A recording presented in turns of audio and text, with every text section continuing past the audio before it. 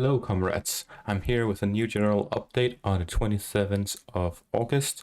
And in this one, I'm going to be talking about the possible Russian annexation of the Donbas region, as well as Zaporizhia and Kherson. And then I'll follow it up by the general situation on the front line and what I think will happen going forward from here. First of all, we know that the different regions under Russian control have announced that they want to do a referendum on joining Russia, including Donbas and Luhansk, but especially Zaporizhia and Kherson regions. So, if these things do happen and they do join Russia after a successful referendum, then this war would not be between Ukraine and itself as a civil war, then it would become a war between Russia and Ukraine. So essentially what Russia is saying by allowing these referendums to happen is that if they do happen and they succeed, Ukraine is offered an ultimatum.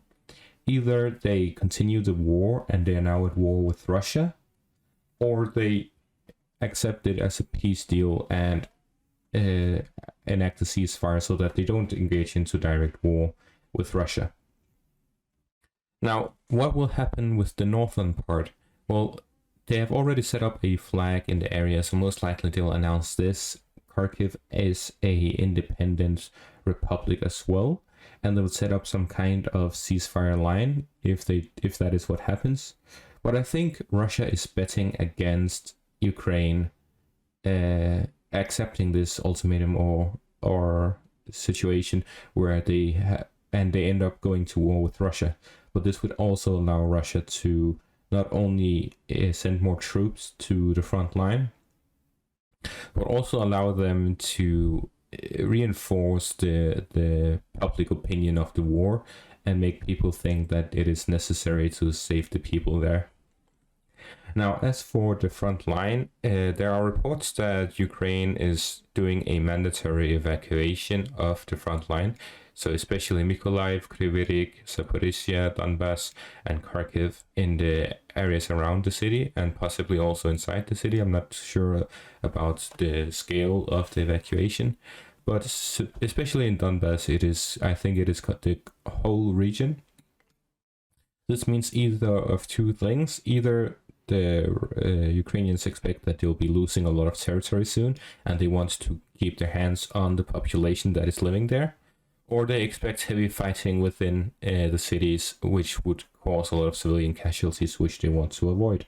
Either way, the Ukrainians, by this announcement, are saying that Russia is going to advance soon, and that is well aligned with most independent analysts' opinion that this current battle of attrition is about to end, and we are going to see some significant change to the front line soon.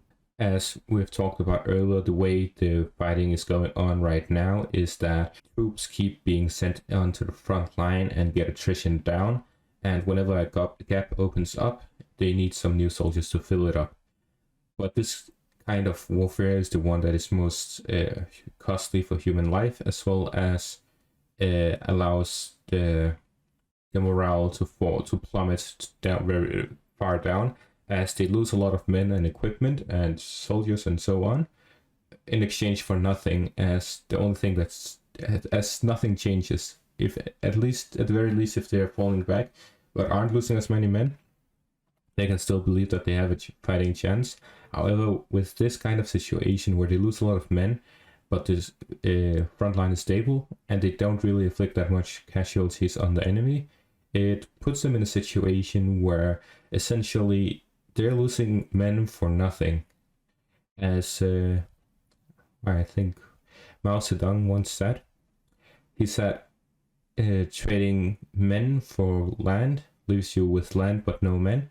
Trading land for time leaves you with men and land that you're able to take back. You can't just take back human life. It's gone, it's dead. But life you can always take back. So essentially, the strategy Ukraine should be using right now is to trade land for time. However, what they're doing is just trading life for time, which leaves them crippled once the time has been won. So my guess is Ukraine is actually just delaying until either NATO includes itself with boots on the ground, which we have actually heard reports that UK might think about that, or is actually thinking about doing that, which is my assessment, or that they just want to have some kind of leverage, pour everything they can into the situation, make it look like it's just a never-ending battle to Russia, and then use that as leverage to kind of get an upper hand in the negotiation table. So that's my take on this. That's it for this video. Thanks for watching and have a great day.